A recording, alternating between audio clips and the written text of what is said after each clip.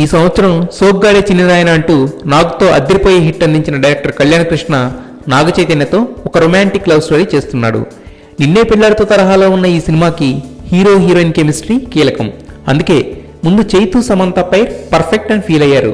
అయితే sudden ట్విస్ట్తో Sam చైతులు real life కపుల్గా మారే situation create అవడంతో ఆ ప్రాజెక్ట్ నుండి ఇమ్మీడియట్గా సమంతని తీసేశారు. ఆ ప్లేస్ని టాప్ ఆఫర్స్తో దూసుకుపోతున్న రకుల్తో రీప్లేస్ చేశారు. అయితే సమంతని తీసేయడానికి కారణం నాగార్జున అని అంటున్నారు. నెక్స్ట్ ఇయర్ మ్యారేజ్ అని ఫిక్స్ అయిన ఈ టైంలో ఈ ఇద్దరు కలిసి సినిమాకి పనిచేయడం కరెక్ట్ కాదని నాగార్జున ఫీలింగ్ అట. షూటింగ్ టైంలో ఇద్దరి మధ్య ఏ చిన్న ప్రాబ్లం వచ్చినా ఆ ఎఫెక్ట్ రియల్ లైఫ్ రిలేషన్ మీద పడుతుందని ఈ డెసిషన్ తీసుకున్నారట.